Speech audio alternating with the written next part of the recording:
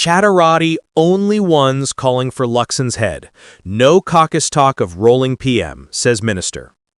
So apparently, the only people who want Christopher Luxon gone are, checks notes, journalists, columnists, and people with short attention spans who always want some excitement. That's not me saying that. That's a senior cabinet minister. And honestly, things just got spicy in New Zealand politics. NZ Political Insights. What's up, legends? Welcome back to NZ Political Insights, where we break down the chaos at Parliament so you don't have to read 40 tabs of news articles at 2 a.m. Today, we're diving into the absolute circus surrounding Prime Minister Christopher Luxon's leadership, because apparently calling for someone's head is now exclusively a hobby for the Chatterati. Yes, that's the word they used, Chatterati. Let's get into it. The official line. So here's what happened. Justice Minister Paul Goldsmith hopped on Herald NOW with Ryan Bridge, and when asked about all those pesky rumors that Luxon might get rolled, he basically said, "Nah, that's just noise." His exact words, "The talk about turfing Luxon is coming from the Chatterati, columnists, and people with short attention spans who always want some excitement." Now, I don't know about you, but calling political journalists the Chatterati is certainly a choice. It's giving, "I'm not mad, I'm disappointed in you" energy. Goldsmith was crystal clear. Nobody in Nationals caucus has approached him about replacing Luxon. Quote, "Absolutely none." He even took shots at specific columnists, saying Matthew Hooton and Barry Soper are stuck on the same record, basically arguing they've been predicting national leadership roles since dinosaurs roamed the beehive. Fair point? Maybe. But let's look at what sparked all this drama in the first place. But wait, there's more. The column that started it all. See, Matthew Hooton didn't just wake up and choose violence. He wrote a whole column in the Herald claiming that senior ministers, not backbenchers, not random MPs, are complaining that Luxon was failing to communicate a bold and comprehensive reform program. According to Hooton, these unnamed ministers reckon the government lacks a prime minister who can comprehend and pull it all together, communicate the vision, and build confidence. Ouch! And here's where it gets mathematically brutal. In the Herald's Mood of the Boardroom survey, Luxon ranked 15th among government ministers for performance. 15th! Out of his own team! That's like being picked last for dodgeball at a game you organized. The latest Ipsos Issues Monitor also showed voters ranking Labour ahead of National on managing 4 of the top 5 issues they care about. The only thing National's winning on? Law and order.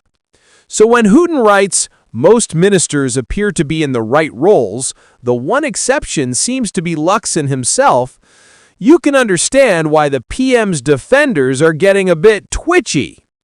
The history card. Now, Goldsmith did pull out an interesting card. He pointed to the John Key government, which operated with a majority of just 1 seat for 6 years.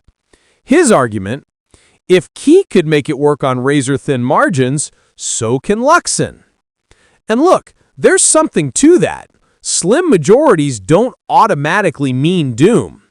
But here's the thing. John Key was consistently popular. His personal ratings carried National. Luxon's personal ratings? Well, they're currently languishing below National support and below the combined coalition vote when you add NZ First and ACT. When your coalition partners are polling better than you individually, that's not ideal, mate. Meanwhile, in Winston's, the wild card responds. Now, what about Winston Peters? Because let's be honest, if there's going to be political drama, Winston's usually got front row seats and popcorn. But when asked about the possibility of Luxon being replaced by Chris Bishop, Winston went full diplomat mode. His response? It's the National Party leadership, and it's over to them. Then he added, "You're not going to get me or any of my colleagues involved in that. we get on and do our job properly. I'm not touching this with a 10-foot pole, but I'll be watching very closely. Classic Winston. He's been in politics longer than some of us have been alive. He knows exactly when to talk and when to let others dig their own holes. So, what does this all mean? Here's the thing. Leadership speculation is as Kiwi as a meat pie at the rugby. We've had 5 national leaders since John Key resigned in 2016. The party knows how to roll a leader. But is it actually happening? Goldsmith says no. The polls say Luxon's unpopular. Columnists say ministers are grumbling. Winston's staying neutral. What we do know is this. National needs Luxon to lift his game before the next election. Not because columnists are demanding it, but because voters are showing they're not convinced.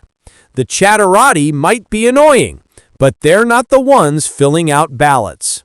So there you have it, legends. Is Luxon in trouble? Maybe. Is he getting rolled tomorrow? Probably not. Is calling journalists Chatterati gonna make them write nicer things about you? I'm gonna say no on that one. If you enjoyed this breakdown, smash that like button. Apparently we're all just seeking excitement anyway, so let's embrace it. Subscribe to NZ Political Insights for more chaos analysis. And drop a comment. Do you think Luxon survives until the next election? I'm betting the comment section is about to become its own little Chatterati. See you in the next one.